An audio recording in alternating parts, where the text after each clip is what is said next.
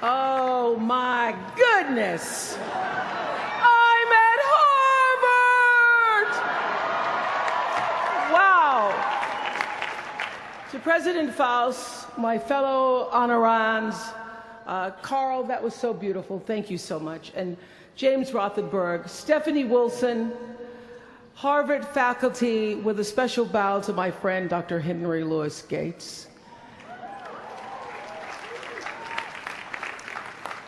All of you alumni, with a special bow to the class of '88 and your $115 million.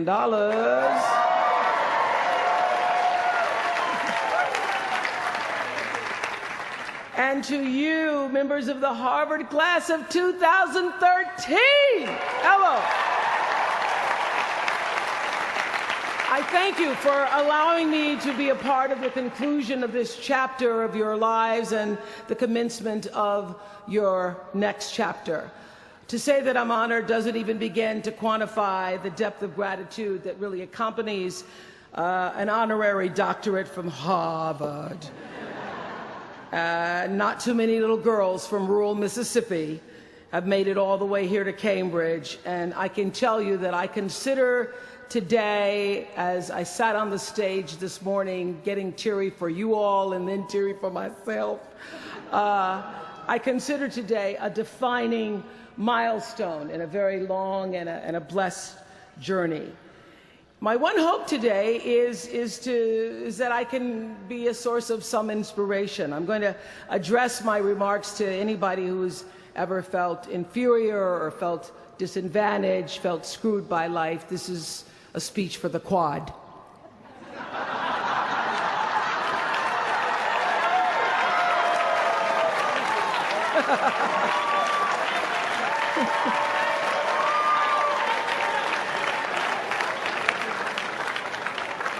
Actually, I was so honored. I wanted to do something really special for you. I wanted to be able to have you look under your seats and there would be free master and doctor degrees. But I see you got that covered already. I will be honest with you. I felt a lot of pressure over the past few weeks to come up with something that I could share with you that you hadn't heard before, because after all, y'all went to Harvard, I did not. But then I realized that you don't have to necessarily go to Harvard to have a driven, obsessive, type A personality, but it helps. And while I may not have graduated from here, I admit that my personality is about as Harvard as they come. You know, my television career began unexpectedly. As you heard this morning, I was in the Miss Fire Prevention contest. That was when I was 16 years old in Nashville, Tennessee, and you had the requirement of having to have red hair in order to win up until the year that I entered. So they were doing the question and answer period, because I knew I wasn't going to win in the swimsuit competition. So during the question and answer period, the question came, "Why, young lady, what would you like to be when you grow up?" And by the time they got to me, all the good answers were gone. So I had seen Barbara Walters on the Today Show that morning, so I answered, "I would like to be a journalist. I would like to tell other people's stories in a way that makes a difference in their lives and the world." And as those words were coming out of my mouth, I went, "Whoa, this is pretty good. I would like to be a journalist. I want to make a difference." Well, I was on television by the time I was 19 years old.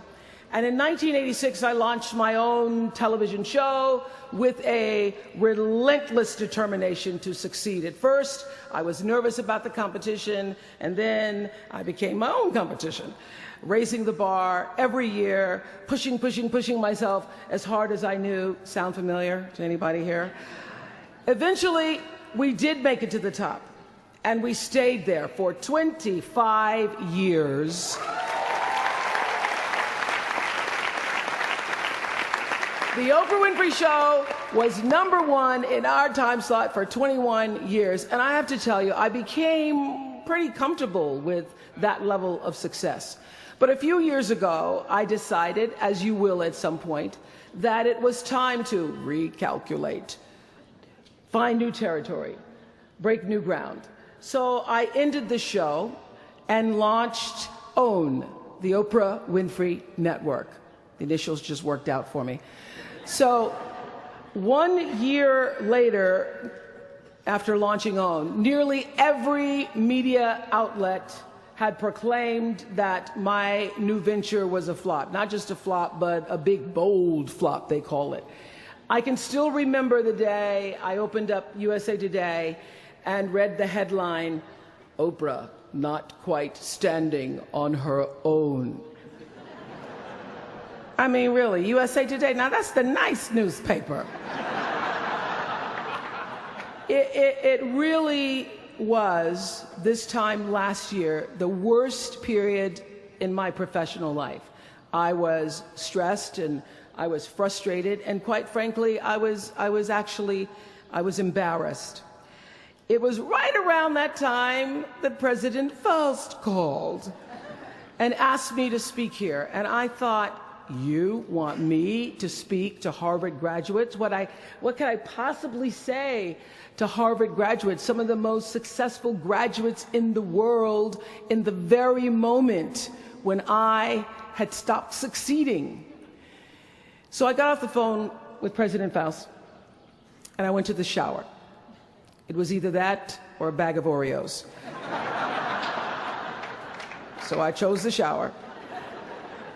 And I was in the shower a long time, and as I was in the shower, the words of an old hymn came to me. You may not know it. It's by and by, when the morning comes. And I started thinking about when the morning might come, because at the time I thought I was stuck in a hole. And the words came to me, trouble don't last always, from that hymn. This too shall pass. And I thought, as I got out of the shower, I am going to turn this thing around, and I will be better for it. And when I do, I'm going to go to Harvard, and I'm going to speak the truth of it. So I'm here today to tell you, I have turned that network around.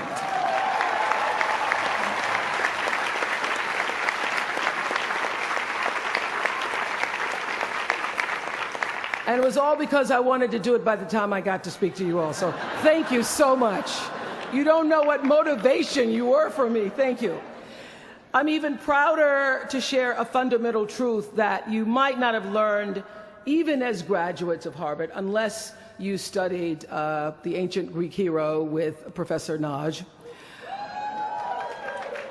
Professor Naj, who as we were coming in this morning said, "Please, Ms. Winfrey, walk decisively." I shall walk decisively.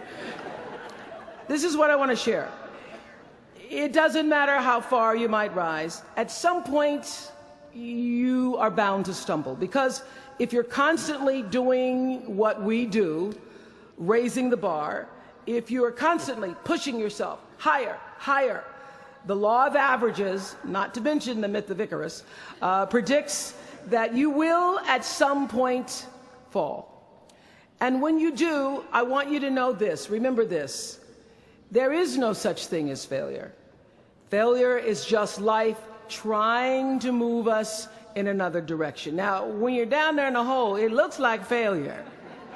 So this past year, I had to spoon feed those words to myself. And when you're down in the hole, when that moment comes, it's really okay to feel bad for a little while. Give yourself time to mourn what you think you may have lost. But then, here's the key. Learn from every mistake, because every experience, encounter, and particularly your mistakes are there to teach you and force you into being more of who you are. And then figure out what is the next right move. And the key to life is to develop an internal, moral, emotional GPS that can tell you which way to go. Because now and forevermore, when you Google yourself, your search results will read, Harvard 2013.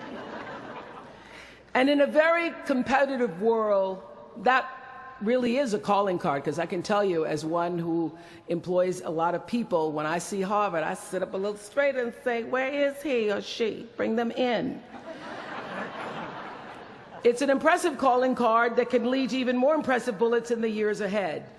Lawyer, senator, CEO, scientists, physicists, winners of Nobel and Pulitzer Prizes, or late-night talk show host. But the challenge of life, I have found, is to build a resume that doesn't simply tell a story about what you want to be, but it's a story about who you want to be. It's a resume that doesn't just tell a story about what you want to accomplish, but why. A story that's not just a collection of titles and positions, but a story that's really about your purpose. Because when you inevitably stumble and find yourself stuck in a hole, that is the story that will get you out. What is your true calling? What is your dharma? What is your purpose? For me, that discovery came in 1994 when I interviewed a little girl who had decided to collect pocket change in order to help other people in need. She raised $1,000 all by herself, and I thought, well, if that little 9-year-old girl with a bucket and a big heart could do that, I wonder what I could do. So I asked for our viewers to take up their own change collection, and in 1 month, just from pennies and nickels and dimes, we raised more than $3 million that we used to send one student from every state in the United States to college. That was the beginning of the Angel Network. And so what I did was I simply asked our viewers, do what you can wherever you are, from wherever you sit in life. Give me your time or your talent, your money if you have it, and they did. Extend yourself in kindness to other human beings wherever you can. And together we built 55 schools in 12 different countries and restored nearly 300 homes that were devastated by Hurricanes Rita and Katrina. So the Angel Network, I've been on the air for a long time, but it was the Angel Network that actually focused my internal GPS. It helped me to decide that I wasn't just going to be on TV every day, but that the goal of my shows, my interviews, my business, my philanthropy, all of it, whatever ventures I might pursue, would be to make clear that what unites us is ultimately far more redeeming and compelling than anything that separates me. Because what had become clear to me, and I want you to know, it isn't always clear in the beginning, because as I said, I've been on television since I was 19 years old. But around 94, I got really clear. So don't expect the clarity to come all at once, to know your purpose right away. But what became clear to me was that I was here on earth to use television and not be used by it, to use television to illuminate the transcendent power of our better angels. So this Angel Network, it didn't just change the lives of those who were helped, but the lives of those who also did the helping. It reminded us that no matter who we are, or what we look like, or what we may believe, it is both possible and, more importantly, it becomes powerful to come together in common purpose and common effort. I saw something on the Bill Maher show recently that so reminded me of this point. It was an interview with David and Francine Wheeler. They lost their 7-year-old son, Ben, in the Sandy Hook tragedy. And even though gun safety legislation to strengthen background checks had just been voted down in Congress at the time that they were doing this interview, they talked about how they refused to be discouraged. Francine said this. She said, "Our hearts are broken, but our spirits are not. I'm going to tell them what it's like to find a conversation about change that is love, and I'm going to do that without fighting them. And then her husband David added this: you simply cannot demonize or vilify someone who doesn't agree with you, because the minute you do that, your discussion is over, and we cannot do that any longer. The problem is too enormous. There has to be some way that this darkness can be banished with light. In our political system and in the media, we often see the reflection of a country that is polarized, that is paralyzed, and is self-interested. And yet, I know you know the truth. We all know that we are better than the cynicism and the pessimism that is regurgitated throughout Washington and the 24-hour cable news cycle. Not my channel, by the way. We understand that the vast majority of people in this country believe in stronger background checks because they realize that we can uphold the Second Amendment and also reduce the violence that is robbing us of our children. They don't have to be incompatible.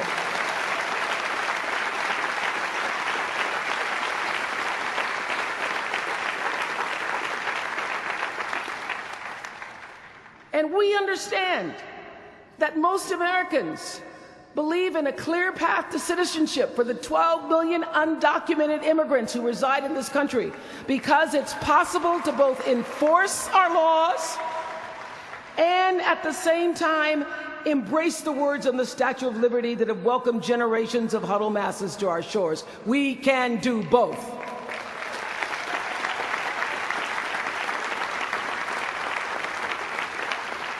And we understand, I know you do because you went to Harvard, that people from both parties and no party believe that indigent mothers and families should have access to healthy food and a roof over their heads and a strong public education. Because here in the richest nation on earth, we can afford a basic level of security and opportunity. So the question is, what are we going to do about it? Really, what are you going to do about it? Maybe you agree with these beliefs, maybe you don't. Maybe you care about these issues, or maybe there are other challenges that you, class of 2013, are passionate about. Maybe you want to make a difference by serving in government. Maybe you want to launch your own television show.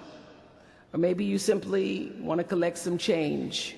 Your parents would appreciate that about now. The point is, your generation is charged with this task of breaking through what the body politic has thus far made impervious to change. Each of you has been blessed with this enormous opportunity of attending this prestigious school. You now have a chance to better your life, the lives of your neighbors, and also the life of our country. When you do that, let me tell you what I know for sure. That's when your story gets really good. Maya Angelou always says, when you learn, teach. When you get, give. That, my friends, is what gives your story purpose and meaning. So you all have the power in your own way to develop your own angel network. And in doing so, your class will be armed with more tools of influence and empowerment than any other generation in history. I did it in an analog world.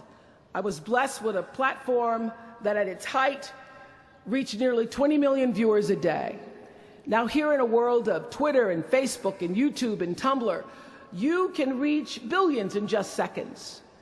You're the generation that rejected predictions about your detachment and your disengagement by showing up to vote in record numbers in 2008.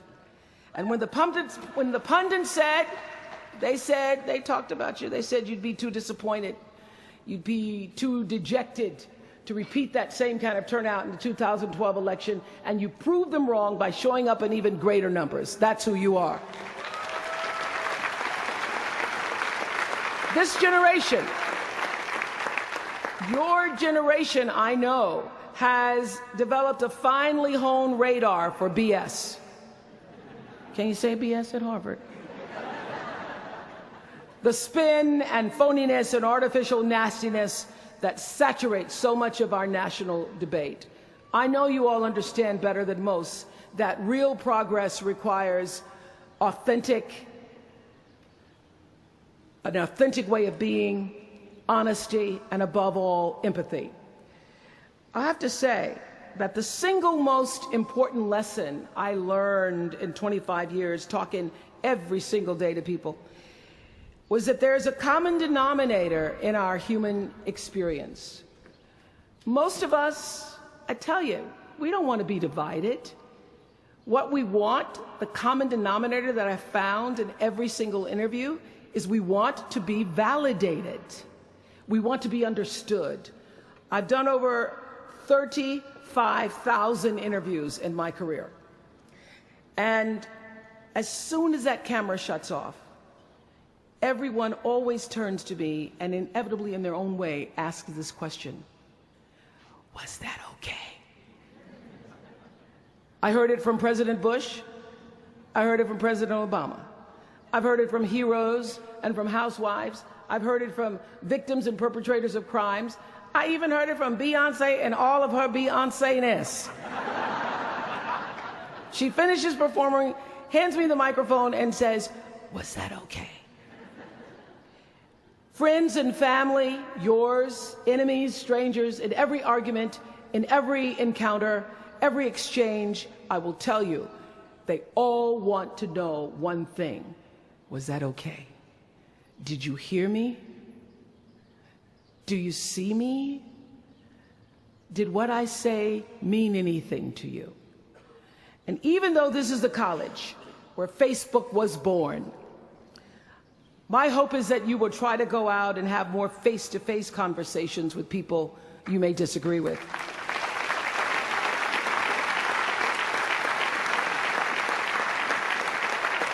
That you'll have the courage to look them in the eye and hear their point of view, and help make sure that the speed and distance and anonymity of our world doesn't cause us to lose our ability to stand in somebody else's shoes and recognize all that we share as a people. This is imperative for you as an individual and for our success as a nation.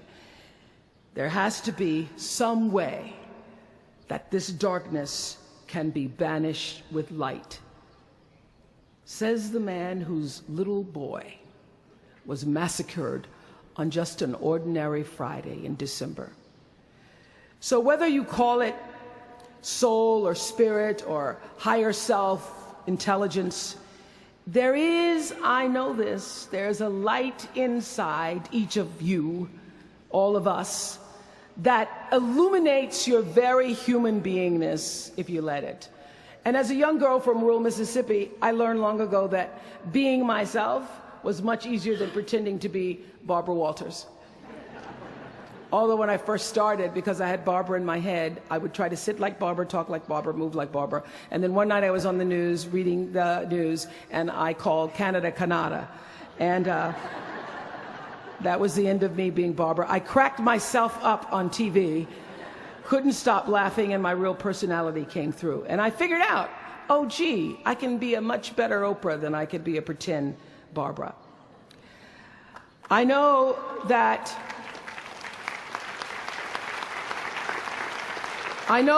you all might have a little anxiety now and hesitation about leaving the comfort of college and putting those Harvard credentials to the test.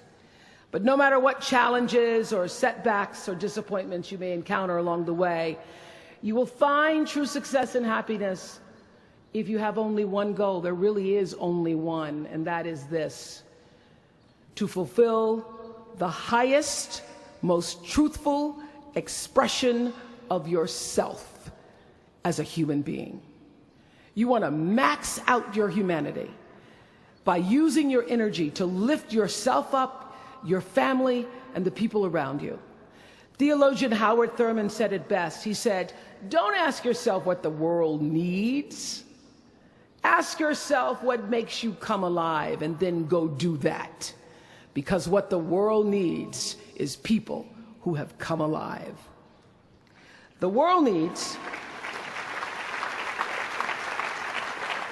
people like Michael Stolzenberg from Fort Lauderdale.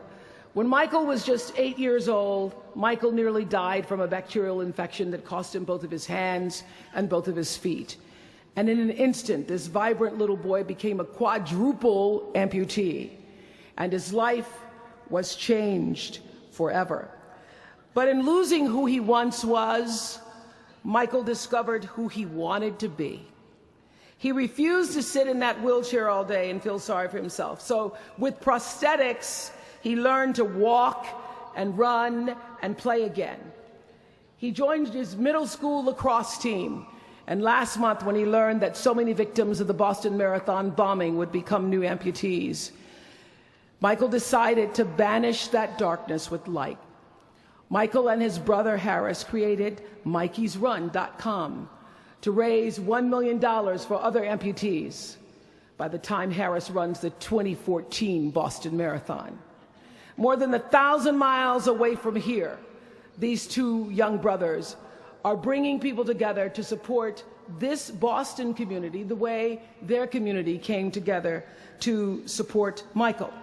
And when this 13-year-old man was asked about his fellow amputees, he said this: first, they will be sad. They're losing something they will never get back. And that's scary. I was scared. But they'll be okay. They just don't know that yet. We might not always know it. We might not always see it or hear it on the news or even feel it in our daily lives. But I have faith that no matter what, class of 2013, you will be okay. And you will make sure our country is okay. I have faith because of that 9-year-old girl who went out and collected the change. I have faith because of David and Francine Wheeler. I have faith because of Michael and Harris Stolzenberg. And I have faith because of you, the network of angels sitting here today. One of them, Khadijah Williams, who came to Harvard 4 years ago. Khadijah had attended 12 schools in 12 years, living out of garbage bags amongst pimps and prostitutes and drug dealers, homeless, going into department stores, Walmart in the morning to bathe herself so that she wouldn't smell in front of her classmates. And today she graduates as a member of the Harvard class of 2013.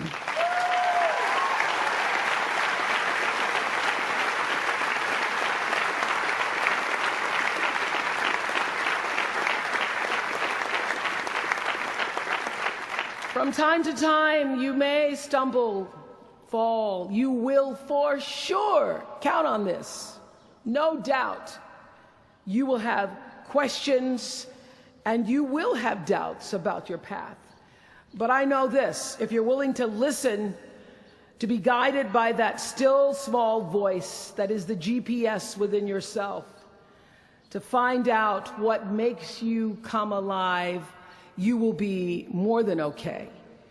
You will be happy, you will be successful, and you will make a difference in the world. Congratulations, class of 2013. Congratulations to your family and friends. Good luck, and thank you for listening. Is that okay?